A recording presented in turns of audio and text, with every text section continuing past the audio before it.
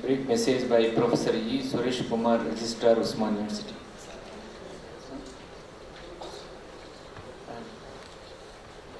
A message by Professor S. Satyanarayana Garu, Vice Chancellor, Rajiv Gandhi University of Knowledge and Technology. Dr. Shankar,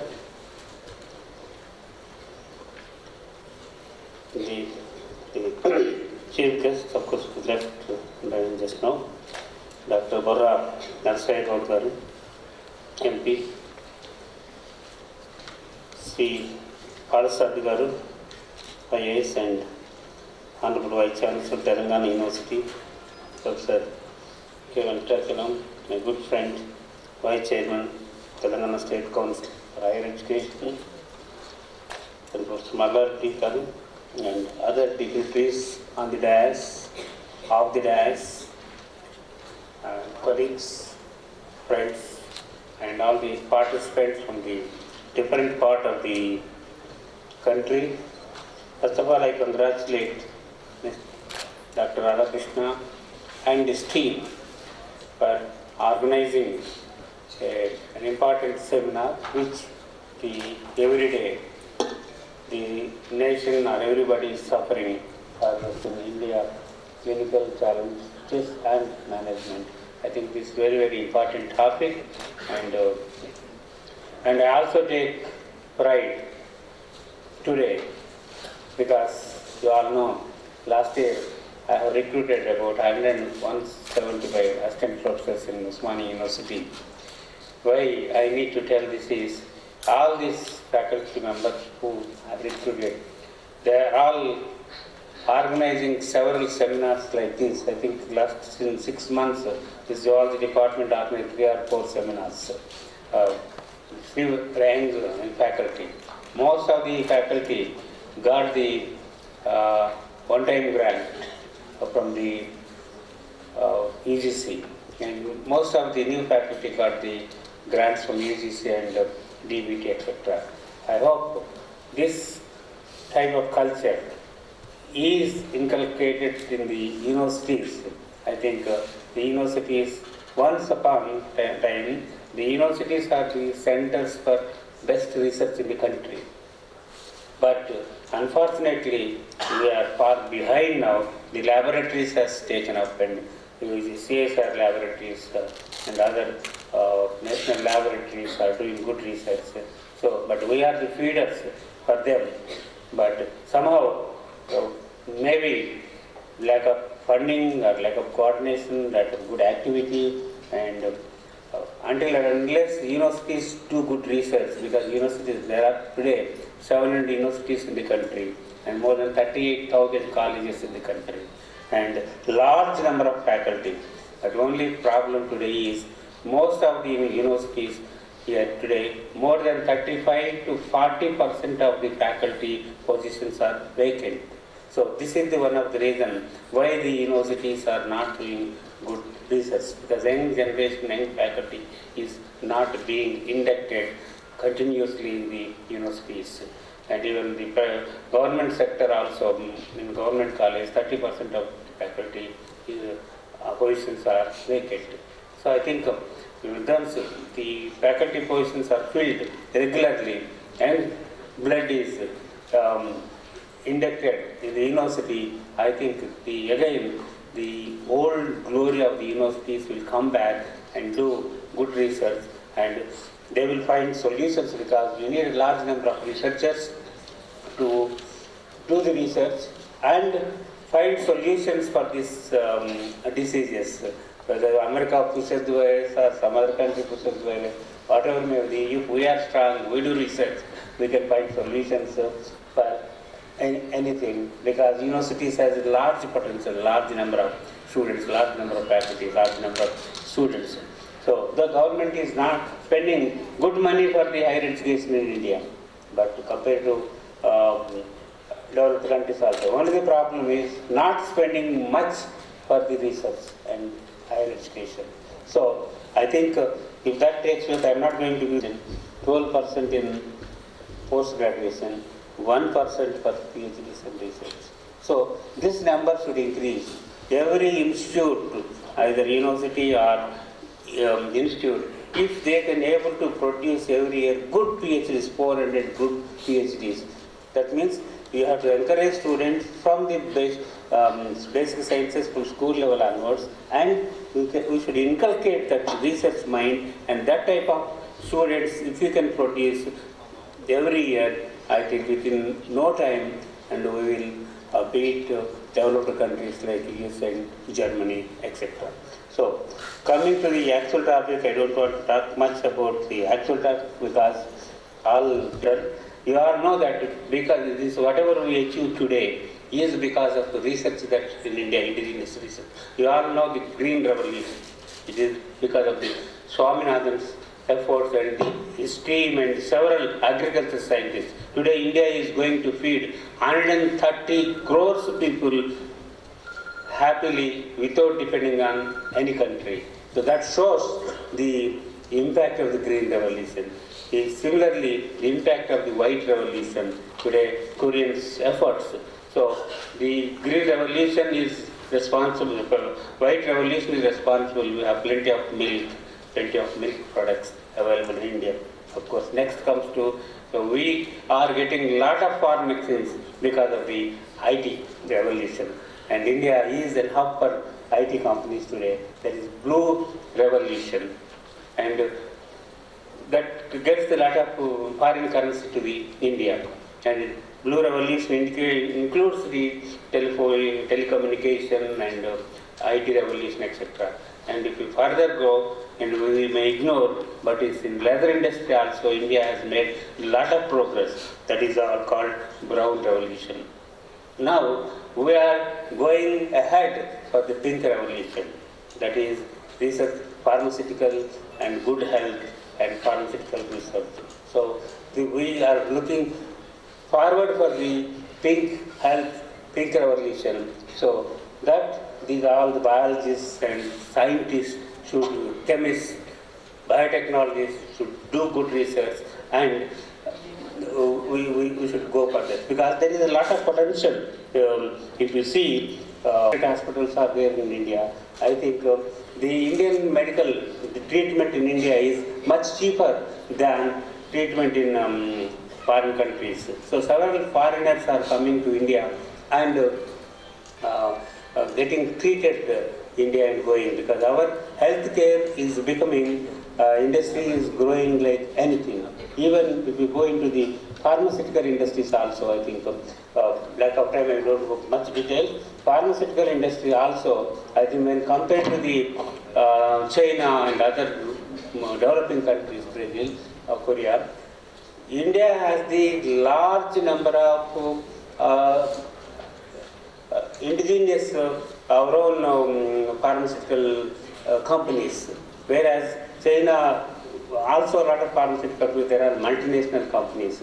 For example, if you take Ready Labs, you take Agrodrugs, there are our own bulk drug companies. So India is, take the statistics, so this is all needed because the people are suffering with several diseases in India. There will be a significant increase in chronic disease. By 2015, diabetes will increase from 2.8% to 3.7%, and coronary heart diseases from 3.3 to 4.9, obesity from 1.3 to 2.7, and some additional 50 million will suffer from hypertension. Although this implies greater need of specialized medicines, there will always be great scope for mass therapy.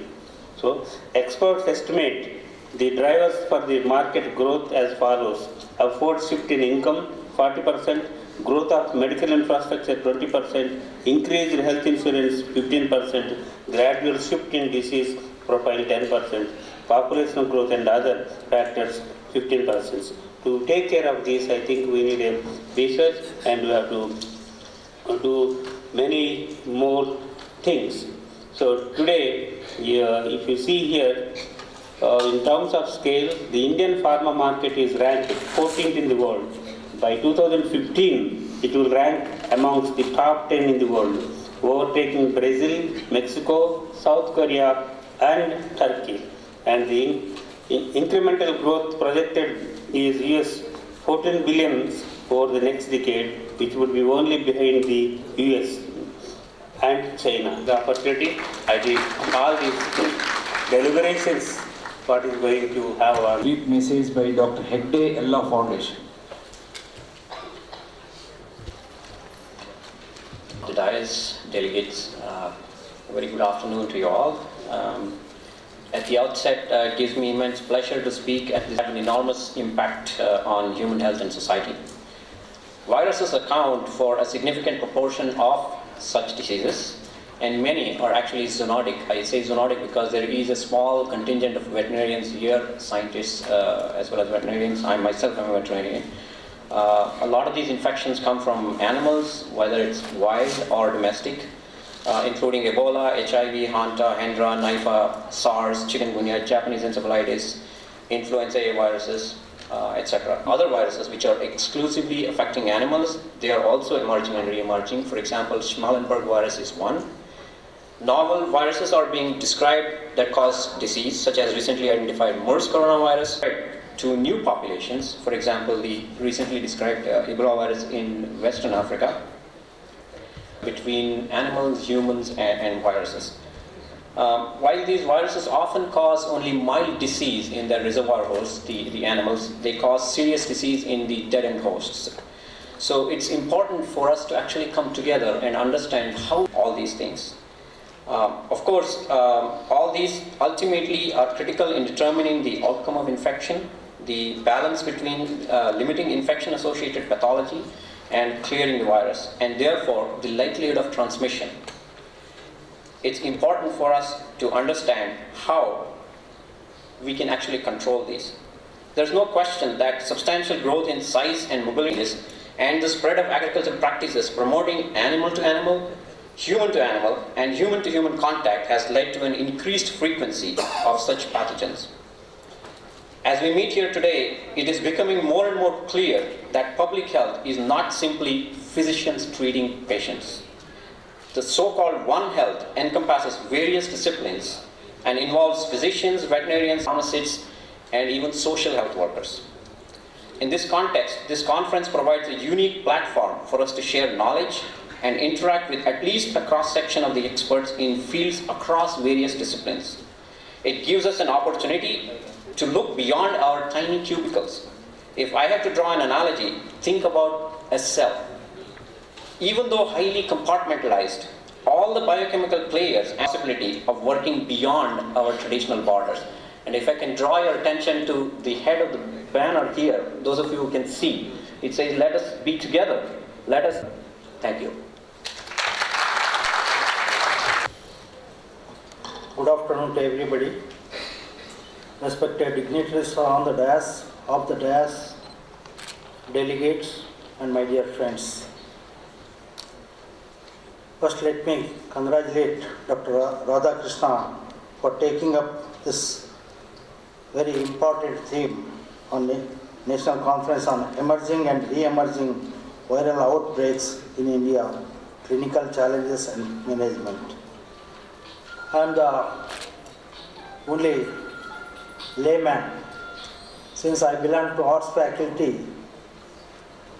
As a vice chairman of State Council of Higher Education, I am before you today here to deliberate many important diseases today, like swine flu, dengue, Ebola, HIV, and other diseases. Definitely, this conference is going to get fruitful results for the future generations. And what Professor Satyanarayana Sahab said now, 100% I'll agree with him, because many of the universities have not filled the vacancies, and these coming days, 100%, in a year's time, we are going to fill up all the vacancies of all new universities and other universities also where there are vacant positions. And one important aspect which we are going to get from the MHRD, that is the RUSA, is going to fund for the many research projects.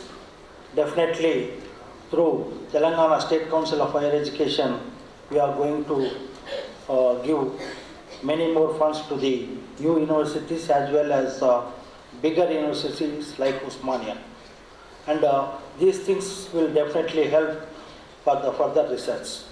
And I really congratulate Dr. Radhakrishna for taking wonderful theme. I thank you very much, and thank you very much. A brief message by Sri Parthasarathy, Senior IAS, Honorable Vice Chancellor, Telangana University.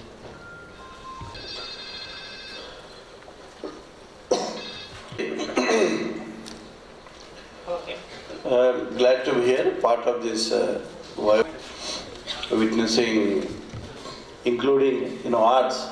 Dr. Veternary sir is from arts background, and I was inquiring with Dr. Shankar how many clinicians are available in this hall. So he was not sure. Any clinicians are there in this hall? 1, 2, 3. Okay, at least some representatives are there. And most of you must be from biochemistry or pharmaceutical chemistry or microbiology, probably, yes. So I'm grateful to the organizers who have been orchestrating this intellectual concert of cross-learning on the important subject which is of a great importance not only for our country, for the entire world, including America. Professor Rahman's question is being answered, that it is also important for every developing nation and developed nation. I appreciate the warmth gesture for inviting me to this conference. I just happened to be here by virtue of in charge, Vice Chancellor of Telangana University. So I have to be grateful to Dr. S. Radhakrishna, who is Organizing Secretary, and also Dr. Shirisa. She is there on the dais, left to the dais, standing there, along with her team. So the Faculty of Pharmaceutical Chemistry of Telangana University are also part of the organization. That's how I happen to be here. I need not reiterate this fact that the conflict has been going on between human being and the microbes since ages, and one success of humankind or medicine for that matter is succeeded by a mocking challenge posed by the microbe. And among microbes, probably the virus happens to the most challenging agent, which is probably, I feel at some times that the human beings and viruses, they are competing for their survival as part of evolutionary process. I just recollect the statement made by Darwin when I was postulating theory of evolution. Most powerful or intelligent who will survive in this game, but those who can best manage the change. So that's how we are here dealing with the emerging and re-emerging viruses, which are posing a major threat not only to our country, our state, for entire humanity. I just reiterate the main reason, the root cause. Though we call the virus as a living organism on the leading edge, isn't it? Microorganism on the leading edge. But it's so intelligent that it steals material from the host, maybe human being, maybe bird, maybe insect, and it replicates.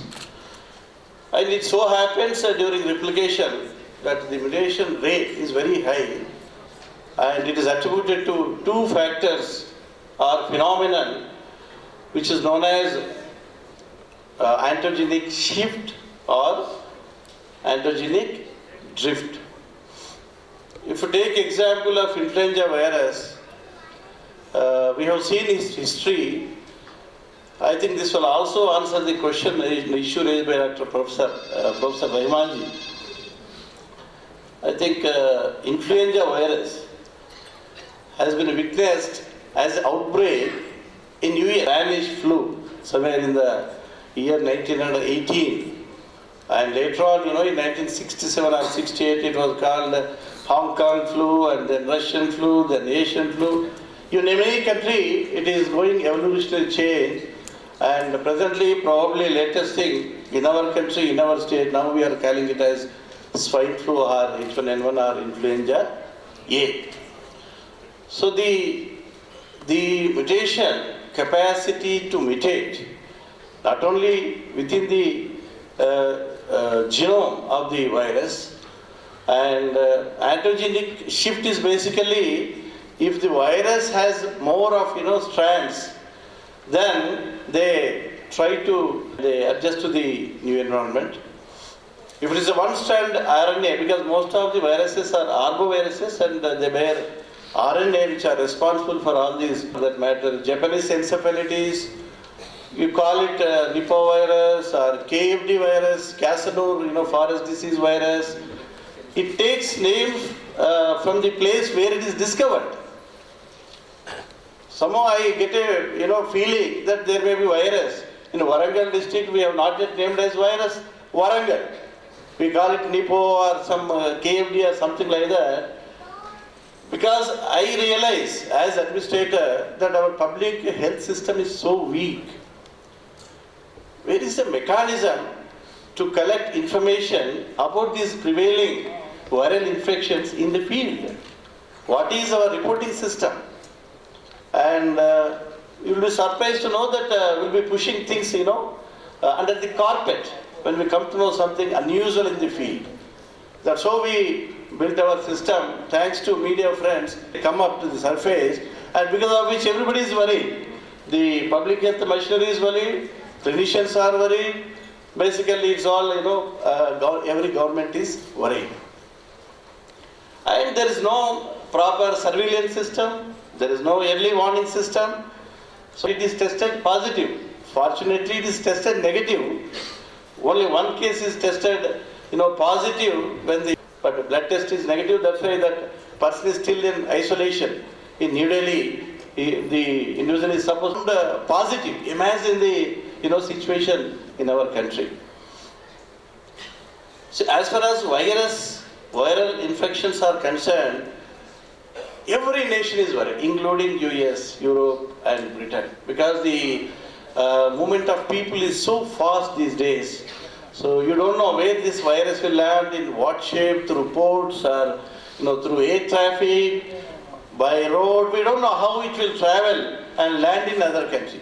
When it lands in some country and when we discover that it manifests some symptoms, something unusual, when clinician finds, just like Dr. Shankar, suppose he finds it unusual in the field, is not able to control manage the symptomatic treatment with the maybe antibiotics or whatever he uses antibiotics, when he realizes something probably like yellow fever. So the causes, if you really analyze, and the situation of India in the entire country, I feel we are the most vulnerable nation in the world, because we are number 2 in population, though we claim that we are number 2 or number 3 in terms of scientific and technical manpower. Where do we stand in terms of HDI, Human Development Index? Somewhere in 134, even worse than Bangladesh. That is our scenario.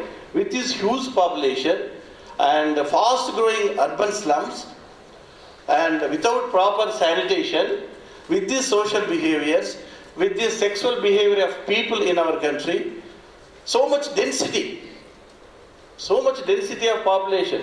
One of the important factors for multiplication of virus is density. Why it blows out in a poultry farm or a swine farm or a piggery farm? Because in developed countries like US, there will be 5,000, not only 5,000, 1 million pigs in one farm, huge farm. Do we have GS mapping or geoinformatics? All these are there on the cards, but they are yet to materialize. So the huge challenge for our country, I feel as administrator, it's mainly reporting. There is no reporting of unusual cases which are seen in the field. We conduct so many CMEs, but are we really sensitizing the doctors in the field, both in the private sector and government sector? If something unusual, they have to, apply their mind and report, and they have to send the sample to the research institution, maybe IPM in our state. IPM is one of the premier institutions in the country. It's one of the good graded institutions in our state and located in Hyderabad. And Hyderabad is a cosmopolitan city connected by entire world through air traffic. And so much, population which moves from other countries to Hyderabad. And Hyderabad is the hub of pharma industry on one hand. On the other hand, the inflow of people into Hyderabad city, making it very, very important center. I feel we need to upgrade this IPM. It is already NRL, but suppose if you want to really identify a virus, which kind of virus, we need PCR test, isn't it? Where are the PCR testing facilities in Hyderabad? They are not available. If you want to test, EAD sample in respect of HIV, you have to send the sample to Chennai, as done today. We don't have that facility. So I feel to meet the main challenges, we need to develop our, good lab facilities for diagnosis. And virus is the biggest challenge I feel for our country. And let us realize this fact. With this huge the mutation at which the virus is, competing with us, we have to discuss something and arrive at some conclusions at the end of this seminar. So what that government should do, what that clinician should do, what kind of CMEs we should conduct, and what is the role of each of the stakeholders in preventing and controlling the emerging and re-emerging viral diseases in our country and in our state. So it's so surprising. I was Joint Collector Anantapur. There was outbreak of Japanese encephalitis. We found several cases and children were dying. Literally they were dying. And pig is supposed to be, host. This virus has, we call it enzootic, amplification of the virus. Maybe pig, maybe some other animal, maybe bat or insect, any arthropod. So pig is supposed to be a reservoir of this virus. But we found in our practical experience, we found that in Rayalaseema area, the cattle are tried in the houses. They found part of the house. You might have seen in the films also. In the films, wherever they depict Rayalaseema, huge houses, old houses, the cattle form part of the family. And it may so happen that this virus will survive in the cattle. The cattle serves as a host. Then we had to, sensitize the people. Don't keep cattle in the house. This become a huge reservoir. And it is so evolving, this virus, that it is shedding some of its, even inbuilt habits. You can analyze chikungunya and dengue. Some animal host used to be there. Now it has abandoned. There is no need for any animal reservoir for both dengue and chikungunya. And human being is the reservoir now. And the virus, the way it is, undergoing change and, posing a threat, where we are able to reduce the transmission of this virus in human beings, it is taking shape of, some other virus and developing neoplasias in our human bodies, leading to cancer of the prostate. It's not communicable. It is not transmitted from human being, but it is finishing of the human being by taking a shape and developing neoplasias in the human body. So it's very tough. When you imagine how this virus is behaving and what is our preparedness as a country, as a state, it's mind-boggling. So I only focus your attention to this it will definitely lead to good conclusions. And based on evidence-based medicine we call it, and translation research. There is a need for OR also, operational research, and so many epidemiological aspects of these viral diseases. So thank you one and all. Thanks for giving me this opportunity. Thank you.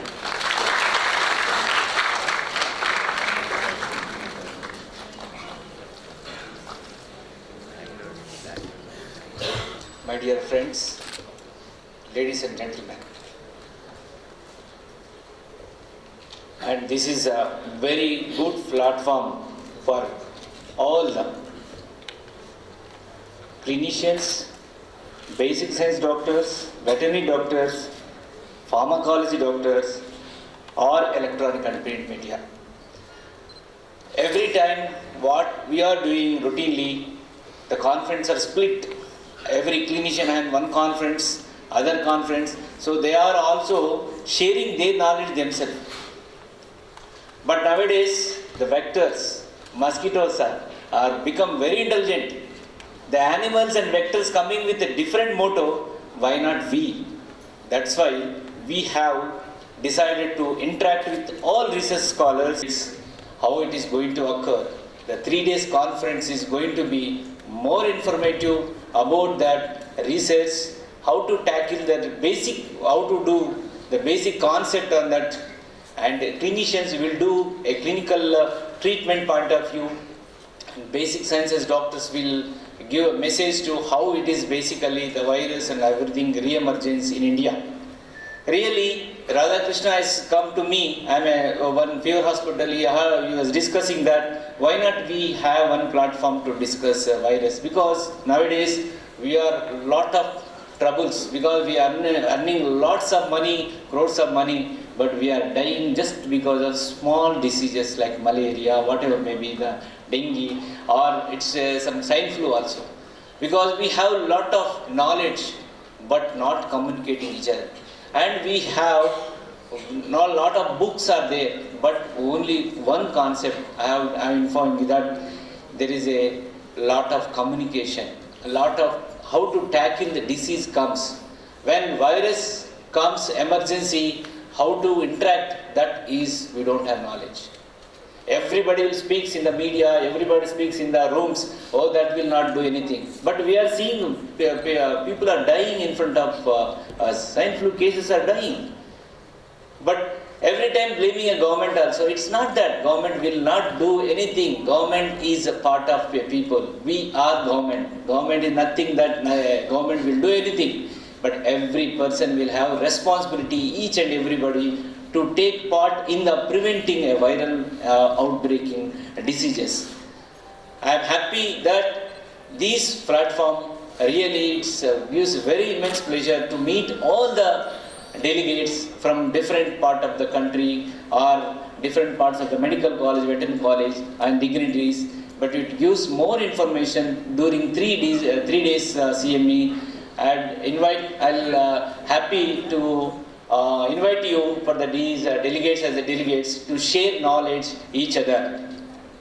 I hope this conference is going to be great successful with the participant, all the participants work really, the Radhakrishna team of the doctors work hardly to make this conference, and Dr. Rajay Garu, Deputy CM, has some urgent work. He will join in day after tomorrow, valedictory function, and definitely he assured that he will come and join this conference. He appreciated that the concept of the conference really, and I am a superintendent of your hospital, the government is insisting we have already BSL 2 level laboratory in our hospital.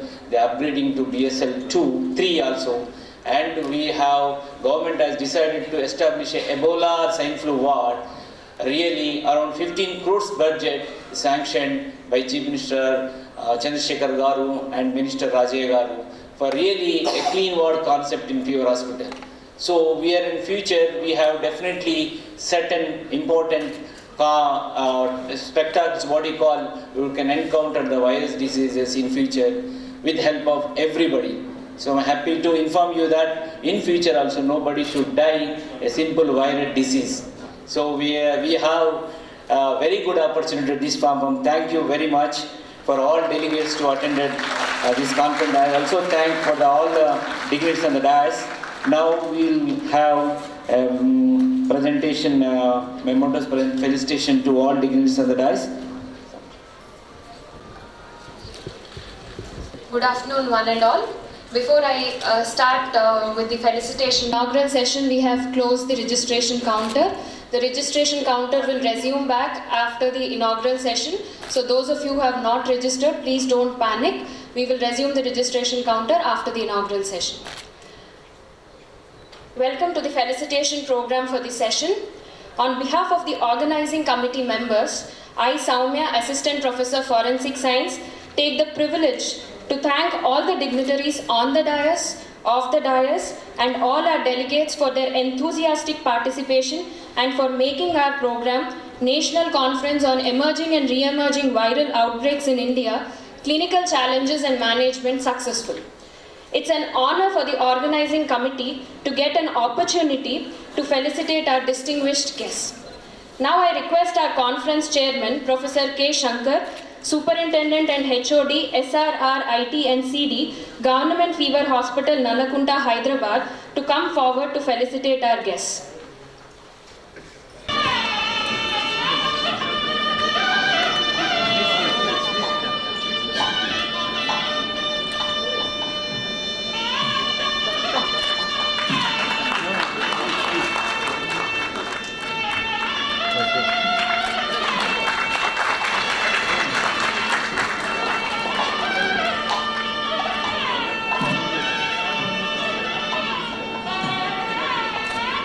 Privilege to honor Professor K. Venkatachalam, Vice Chairman, Telengana State Council for Higher Education.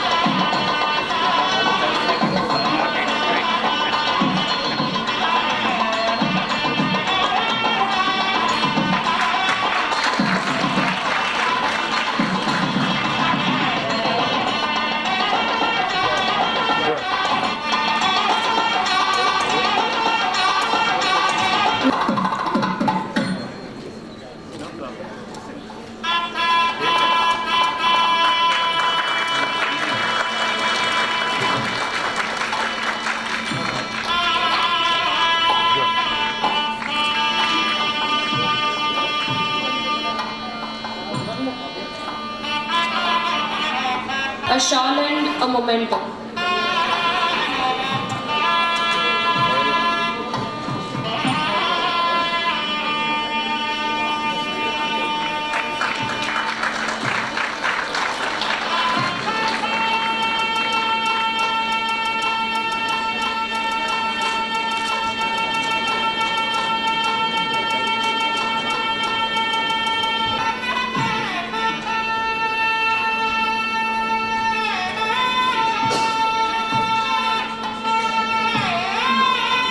I now request Professor Anand Kondapi, School of Life Sciences, Hyderabad.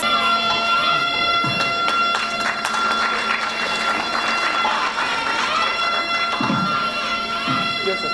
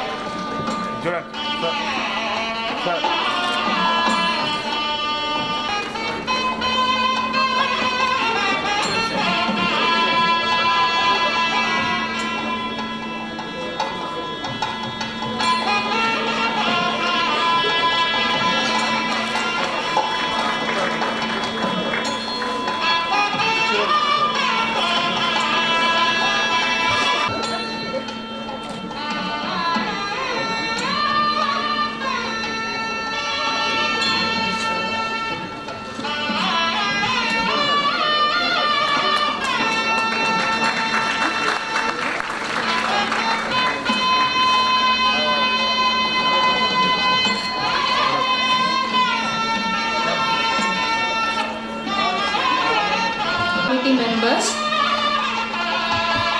I now request all our guests to please come forward.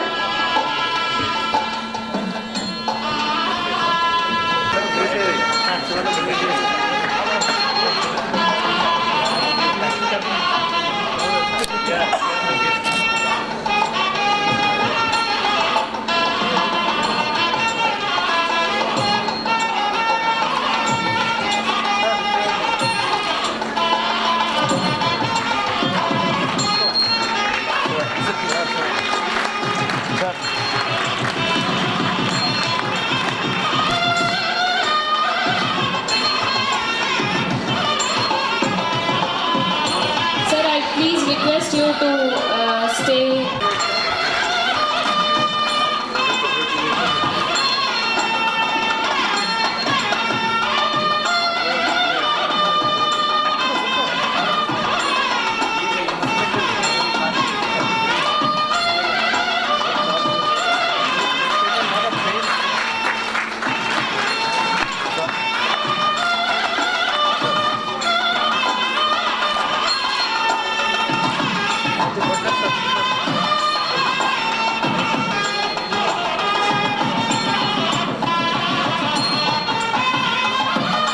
Now I request.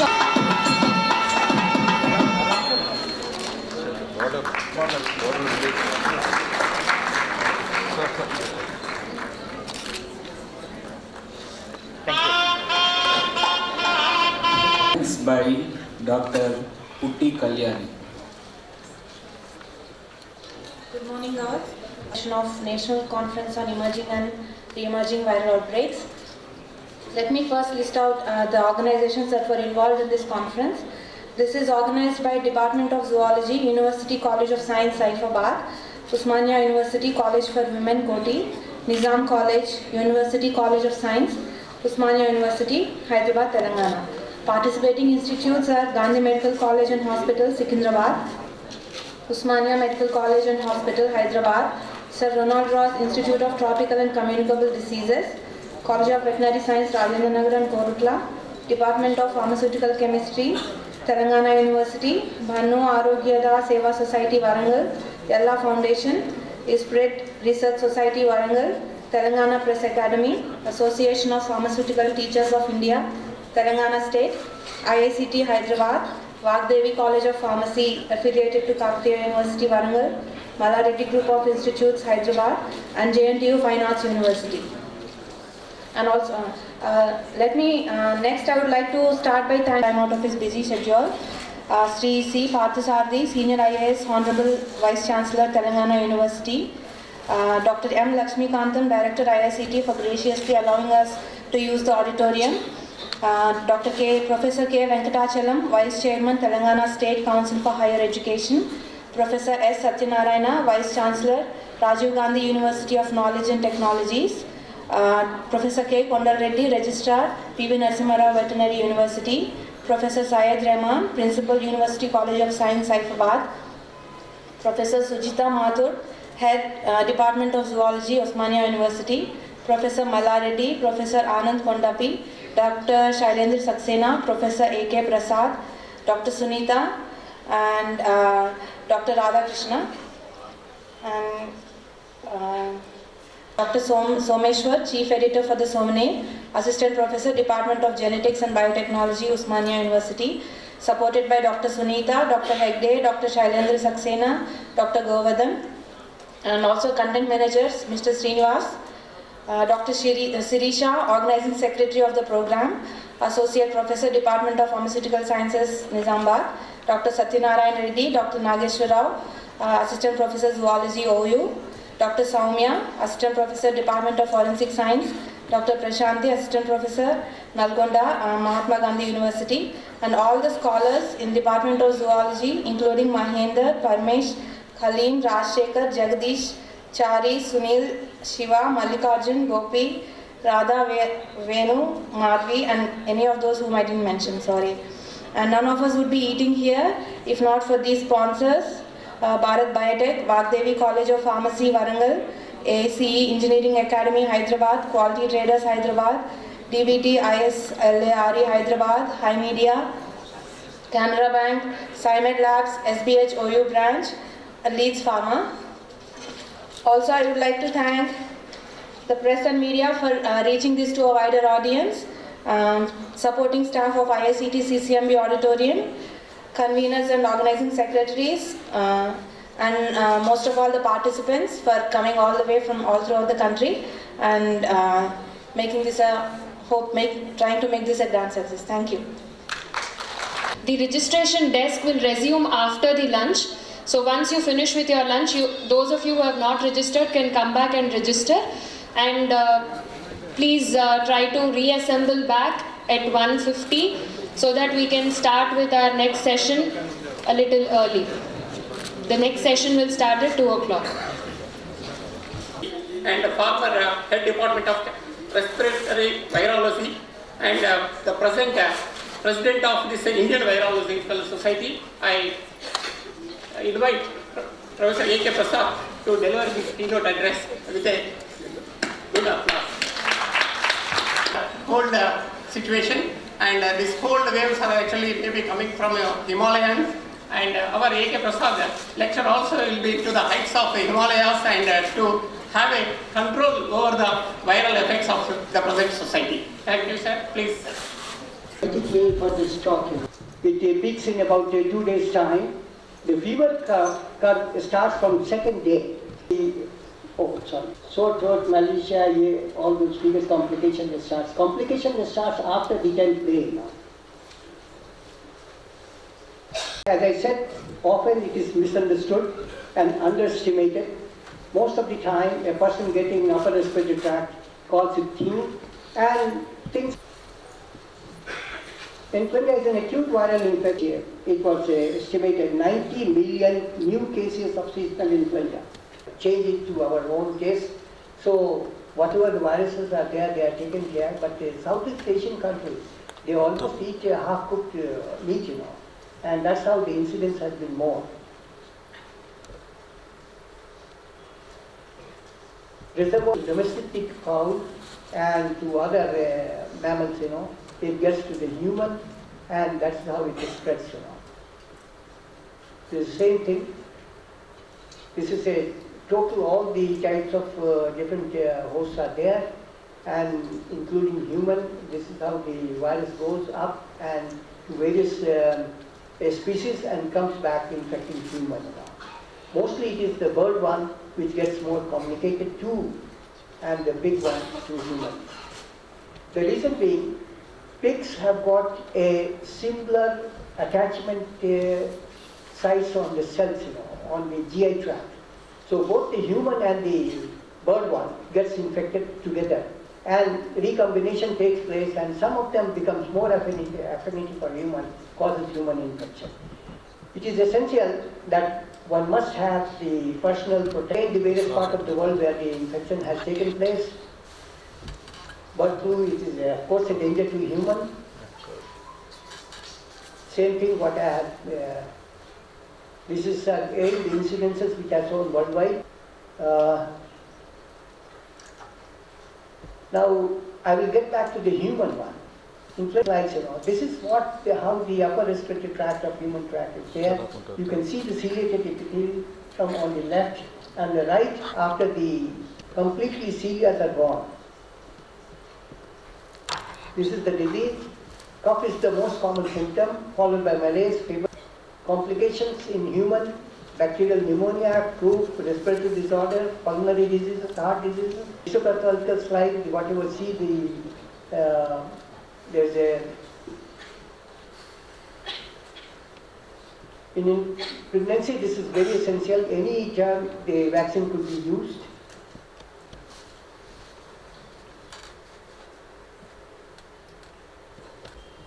Influenza affects all people, all ages, This tells you the total story and why we are concerned, why we should take care. It is nothing that needs to be protected from influenza. Thank you. Good afternoon, sir. Sir, this is Deepak from Kakatiya College. Sir, I have a small question, sir. Sir, in the year 2013,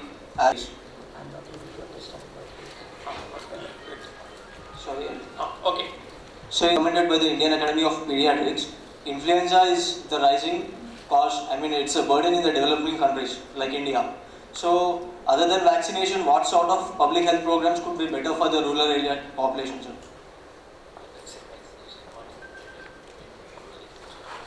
Number one, if you have got any respiratory symptom, cold, don't be in circulation because you are infective till the symptom persists, You pass over the infection and infection is passed very easily by respiration. If anybody comes to visit you, keep a distance of almost 6 feet to 8 feet, Your nose while coughing and sneezing, so that you don't allow the thing to move out.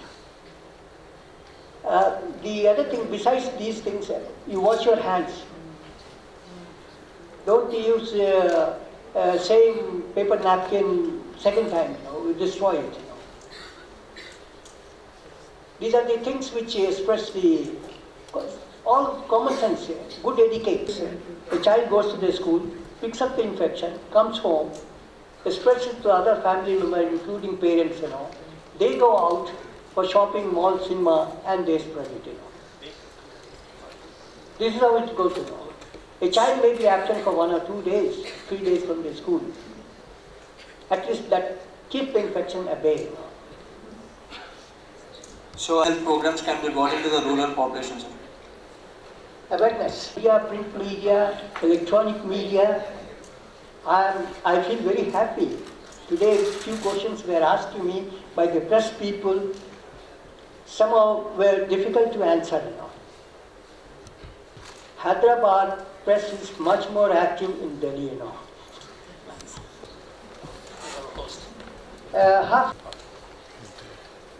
See, I confine myself to a room. The room may be charged with the virus, but it doesn't survive for more than 12 to 24 hours. Over some object, and the mucus dries up.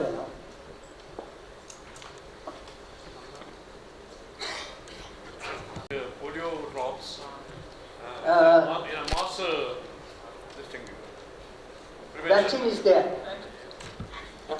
but the quantity of vaccine to import is very little. See, we have to come up and manufacture vaccine here in this country, because the cost of the vaccine which is imported out is almost 600 to 800 per dose, and it is a yearly vaccine, So you have to spend 600 to 800 rupees each year, But if we produce it here in this country, the vaccine cost will be very little. I will give you a very good example. Hepatitis vaccine came, and when it came, the cost of the vaccine was 1,500. Today, the cost. It is locally produced, and Hyderabad produces loads and loads. 2 zeros are gone. Now, vaccine, vaccine is available for H1N1, which was the 2009 pandemic. It's available now. It is outside market. Its cost is 800 rupees each 0.5 ml of vaccine. It will give protection only for 1 year. Sometimes what happened, even H1N1 only it will affect. If it changes antigenicity, that is ineffective. So better always, preferably, prevention is always self-protection. EC is very important in swine flu cases. Instead of taking vaccine, if you take a now vaccine, next time H1N1, H2N5 or H. So with no vaccine, always my advice is use precautionary measures, and prevention is better than vaccine now. By our Professor E.K. Prasad, and as you know, the virus is an intelligent nanometers, and all biological reactions also takes place at nanoorganelles like DNA or any bodies, enzymes and all that. And if you have a treatment with nanoparticles in the coming days, certainly it will actually control these viral diseases. In future, actually, the whole world is looking for the new transformations of the medicines to come into the picture. Thank you.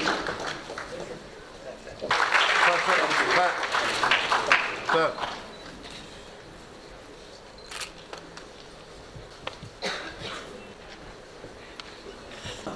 He'll be speaking about rapid point-of-care diagnostics. We have heard since morning how diagnostics have aided us in diagnosing disease much faster, and we are able to actually diagnose unknown pathogen mining, whatever terminology you want to use.